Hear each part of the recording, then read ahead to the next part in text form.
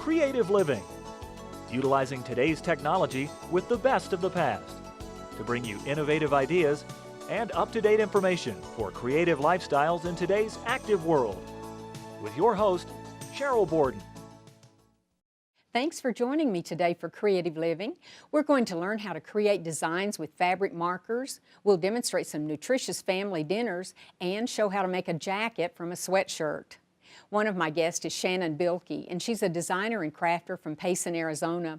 Shannon's going to show how to use Tulip's new fabric markers to decorate all sorts of items, including baby clothes, bags, t-shirts, and more. Her company is Shea & Company. Another guest is Pat Baird, and she's a registered dietitian and spokesperson for Country Crock. Pat cites research that shows that families who eat together tend to communicate better. And she's going to demonstrate some recipes that will make your table a magnet for family dinners. She lives in Greenwich, Connecticut. And we'll begin the show with Cindy Losekamp, who is a designer and author, who says you can slice them, shorten them, lengthen them, and much more. And she's talking about making a jacket from a sweatshirt, which she'll demonstrate. Cindy's company is So Artfully Yours Incorporated, and she's from Trenton, Indiana. Cindy, it's always a pleasure to have you on the show, and I love seeing what you've done since the last time you came. And I like this project because some people say, oh, I couldn't sew, I couldn't make a sweatshirt or something. But what's the answer to that? Well, you just buy one and decorate it. And it's a lot more fun that way. You get a lot, you let them do the basic work, and then you get to do the fun work. And I think that's a lot of fun for all of us, because nobody has enough time. And if you have a sweatshirt that's your favorite one, but maybe there's a bleach spot somewhere or maybe a slightly worn spot, this is a perfect project, isn't it? It is. Let's see, this first one's called Salt Box Glen. And let's just take a look at it. And this is an old, I mean, this is a sweatshirt. I don't know how old it is. It is a sweatshirt. And, you know, it's a lot of fun to do this because it gets, you have things that you like and that maybe you want to show people, show the world that you enjoy that type of thing. And this is more of a primitive look, but it's a really nice one. And and the little lambs, aren't they cute? I love that. So the dimension is just wonderful in this. There's a lot of applique and embroidery, and then we have... Look at the back. There's a few things on the back too. Well, you know, they have to see you coming and going. Coming and going. That's important. I love that. But you can put binding on them. You can cut them up and divide them. And in a little while, we're going to show you some easy methods to get that done. So this is very feminine. I love this. More elegant. And we've got a double binding on it, and it's all done with silk. The appliques are done with silk, and then there's some pretty lace at the bottom, and it's pretty on the back too. You know, this is one of those that with a pretty skirt, broomstick skirt, for instance, but wow, what it would do for a pair of jeans. It would. It would just dress up anything you put on, and we've got dimensional flowers and everything, and so they're just really fun to do, and I don't know why I like working on them so much. I got started doing this I think it would be fun. I think in about 1985, I started working with sweatshirts, and I do know how to sew, but it's a lot of fun to do these. Well, and like you say, let somebody that makes a sweatshirt do all that boring part, and then you get to do the fun part. And finding the, you know, the products and things. Talk about bright. Yeah, there we go for Valentine's Day. I mean, you can use it for anything, and I just love hearts, and I think a lot of ladies love hearts, and so I trimmed that one in a pretty silk dupioni and found some nice heart buttons, and then I lined it with a pretty pink cotton fabric. And these are just machine stitched on, aren't they? They are. Applique on. They are, and you can do all kinds of things with your sewing machine and embroidery machine and decorative stitch work and all kinds of things like that. And you know, so many baby like me, I have a machine that does everything practically, but I tend to do the same things all the time. This would be a wonderful way to experiment with some of those stitches that I don't even know what they do.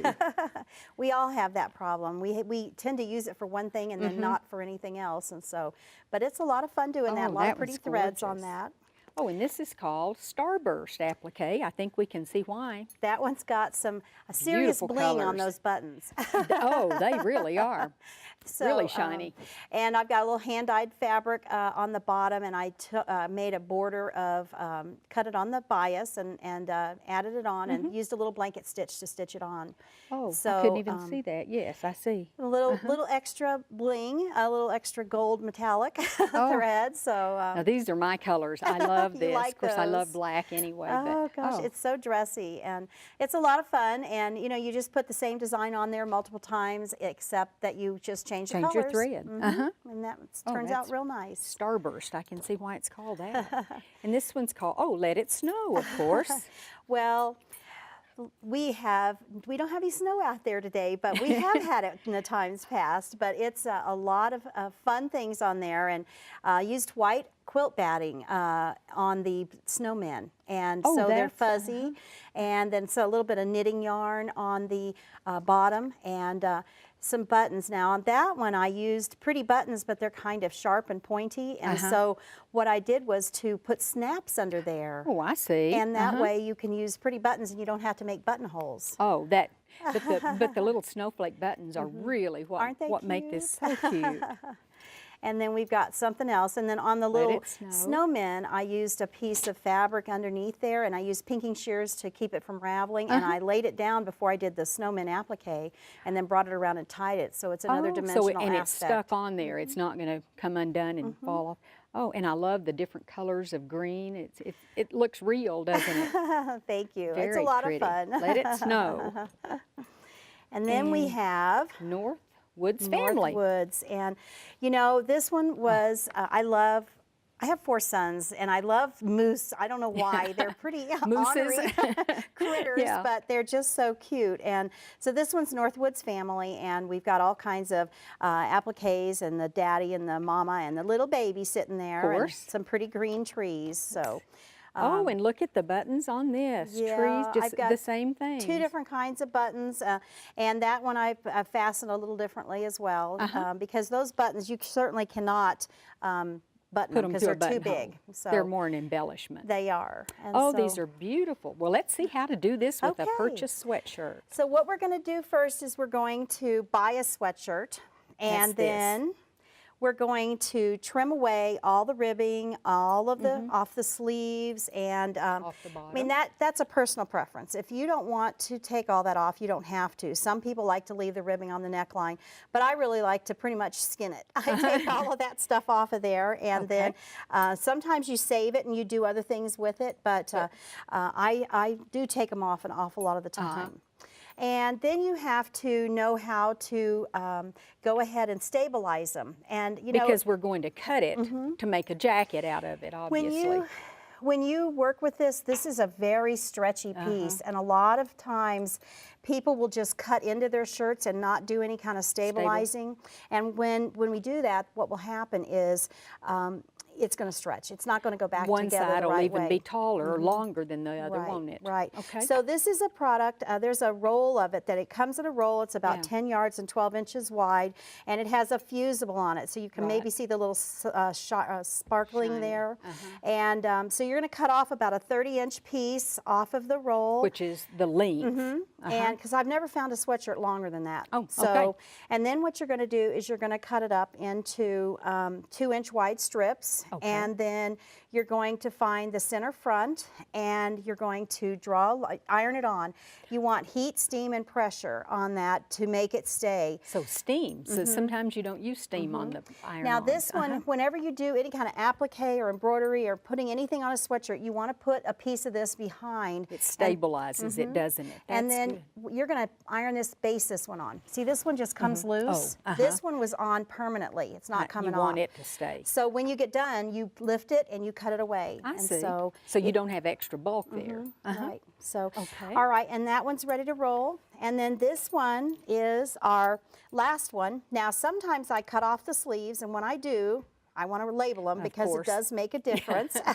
Left and right. Yes, and they do really need that. And then you can see on the inside here, I have put the stabilizer. And that's why you marked it, so you could cut directly on center front. I see. And then on the neckline, a lot of people are concerned because when you cut away that ribbing, what will happen is it just keeps growing as you wear it. And then I have found that I use a piece of clear elastic, and it is on there permanently there, but then here if we can flip this back, you can see that I have. Oh, I couldn't even see it. Right, you can't see it, but you have a little less elastic than you have neckline. So say if your neckline measures like 24 inches, then you're going to add in you're going to use about 22 inches of elastic. Take about 2 inches off. Well, And that they is can a get good that point. at their local store too. So. And you've already finished? That one is where sometimes you want, instead of a binding like on some of the jackets that I have, use a twin needle. And so I use a 4.0 stretch twin needle, and then it gives a really nice finish. And if you look right there, you can barely see it. And Very then professional. use a little bit of fusible web. There's about a 1/4 inch. Of course, I guess I put it on there a little too much, but I iron a little 1/4 inch of fusible web to the wrong side right at the cut edge, press it up, and it stays up there for you, and then you can twin needle hem it really nicely so and you easily. stitch it from this side. I see. And one of the things people don't realize about a twin needle is that they need to use a 4 long stitch length. 4? 4, it's like a basting stitch. It's long. And then you want to use, if you have a walking foot, that really does help. And you straddle you let most of the stitch go on the hem, and the rest of it's going to run right along the top edge, and it'll give you a really good look. Well, it's hard to believe that these were sweatshirts when they started, but this is a great project. Thank you so much, Cindy. I appreciate it. Thank you.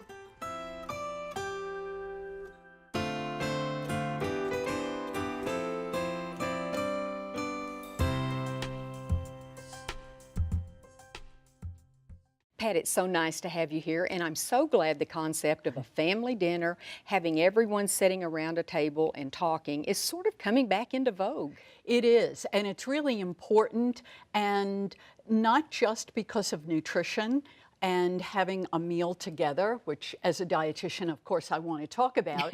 But, you know, it's interesting. There's a survey recently that said that 74% of adolescents actually prefer having family dinners.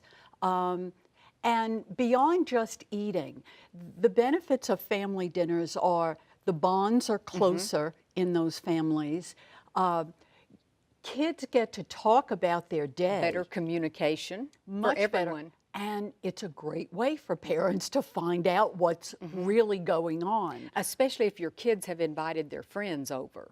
Oh, that's you can even just better. find out That's great hitting the things. jackpot. Yes, it is. So how do we entice people to eat at home? Because I read that almost half of a family's budget is spent on eating out. It is. And what I want to do is I want to show you how to plan a meal, but quick and easy ways to do it, because most of the sodium, fat, and sugar that we get are from processed foods. So let's make it at home.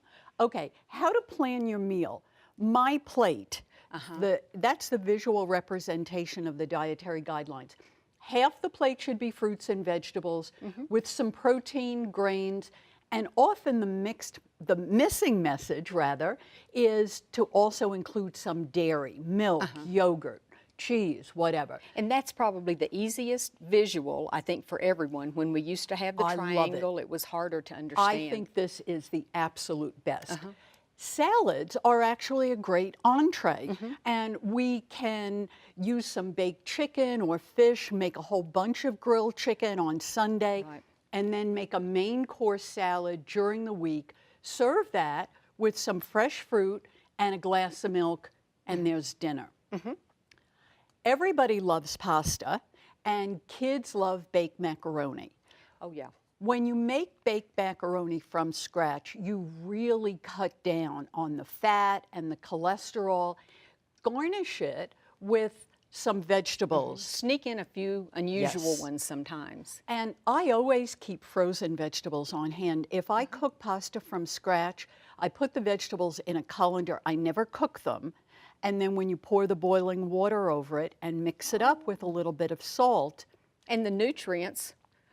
The nutrients stay the same. Yeah, it doesn't and they don't get mushy. Right. And that's a great the idea. nice part is you can add beans or meat to a pasta dish, have a small salad, and a yogurt parfait. Oh. Here we've got some dried fruit with the yogurt. And again, you're getting in your serving of fruit. It can be fresh fruit, dried fruit, whatever works. Wow, that makes it easy to get the fruit, because people always complain that the hardest part is to get your fruit and vegetables. Yes. That's a lot, 5 servings a day. It is, and thinking ahead is what's important. Planning.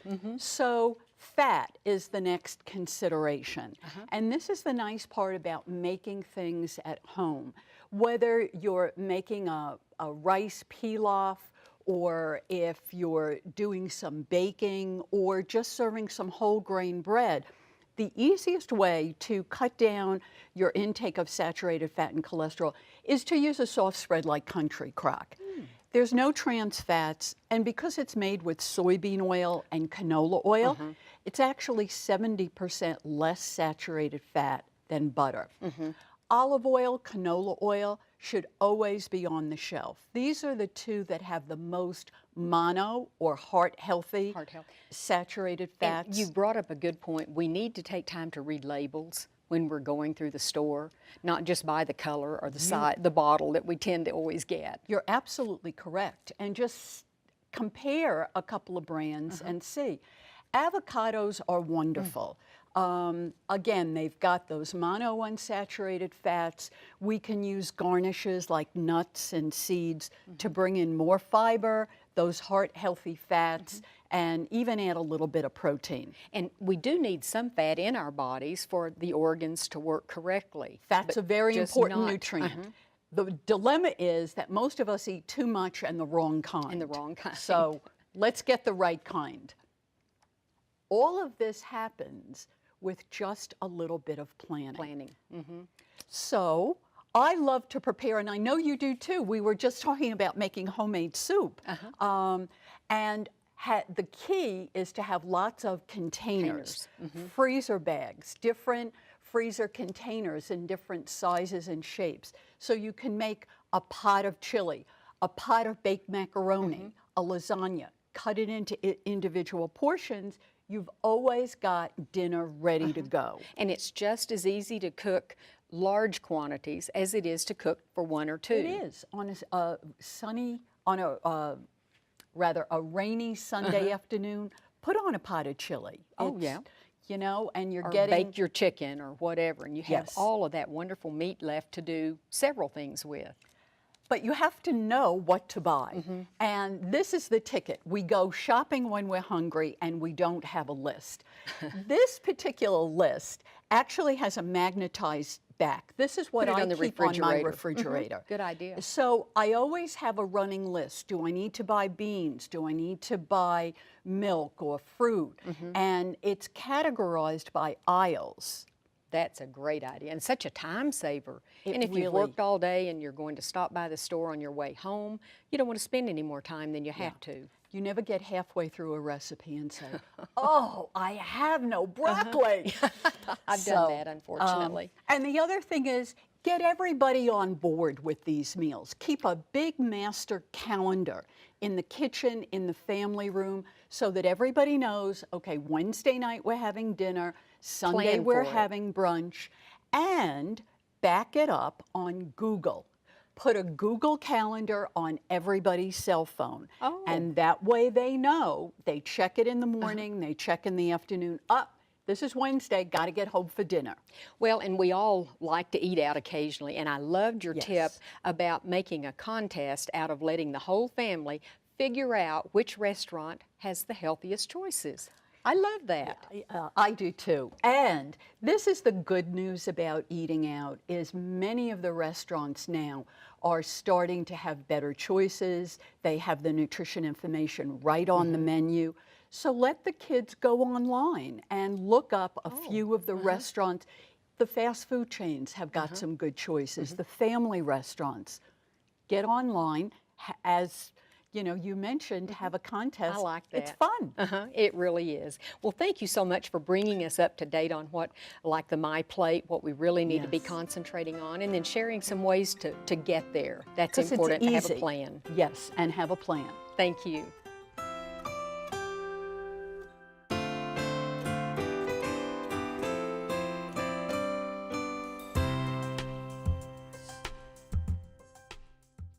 Shannon, it's great to have you here. And when you said we were going to talk about fabric painting and using markers, I thought, well, we've done that before, but hasn't it come a long way from the first fabric painting that we used to do? Oh, absolutely. And these are markers. You can get them in fine tips, and you can get them in really fat tips. Kids like them too. But these have been washed, and the color is just as vivid as the day I made them. And you do want to, as I remember, you do want to wash the garment or the whatever you're making to get the sizing out. Is that right? But these have been washed since I painted them. Yes. Yeah, and the colors have remained beautiful. And the colors, they make them, they try. I would think they'd eventually fade a little bit, but they haven't. I was quite pleased with them. Your granddaughter will outgrow this before it fades, I think. And you can do freehand. Fiona May, I bet. Yeah, see, now I did these freehand, and this one I had, this is just freehand. I just wrote her name and then colored it in the way I felt like. You know, because I just like the colors. I do too. And you said her shower and everything was baby in shower. Baby shower. Now this is not a stencil. This is one of the drawings that I did, and I just put the drawing on my little light table, put that on top of it. And made and just drew over pattern. Right. You just draw on the surface. With these pins, you find that on T-shirt material, it's a little bit more controlled work than this kind of canvas. You can just color on it. You can just draw on it. This is just muslin or something, yes, isn't it? Yes, these are bags. Twill. Right. But people that don't want to freehand or don't think they can, which I suggest they try, you can use stencils. And stencils work beautifully. You just draw, you just trace carefully. With the T-shirt material, it's a knit, whereas this is a and you have to go in the same direction, and you just keep going. You just it bleeds just a little bit, so it blends into itself. You can see that. With the T-shirt material, it's going to pull a little bit, so you just have to keep going in the same direction. With the stencil, it's very easy. Just draw. See, I would love this because I doodle See all how the it time. bleeds a little bit? And what I like to do is what I call seat work. And I'll get all the outlines done, and then I'll sit there in front of the TV because I've lost the fine art of just watching TV. I have to be doing something. I do too. So then I will get this work done. I'll say trace the name or whatever. Right. And then I'll go and sit there and color it. You know. This is very simple. You can blend colors a little. The colors dry pretty fast, so you can't blend a lot. And these colors I found are darker, more vivid, which is not a complaint, but more vivid than the color. It does. Yeah, like the purple is definitely darker.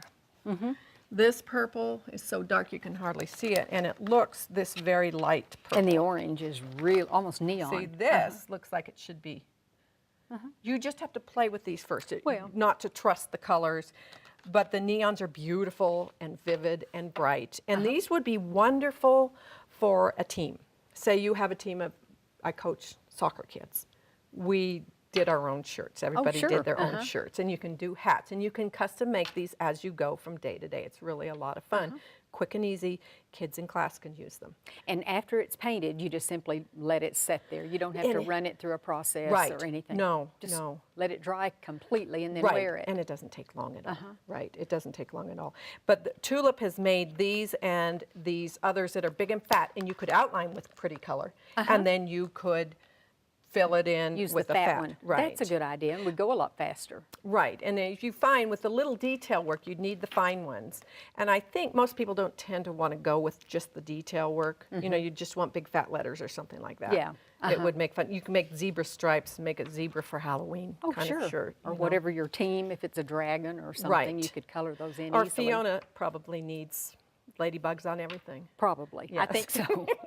Well, thank you so much for showing us kind of what's new in fabric painting. And they make improvements all the time. And it makes it so easy for everybody to try. You know, not just the people that think they're crafty, but the people that need to figure out that they can do it too. Yeah. Well, thank you very much. You're very welcome.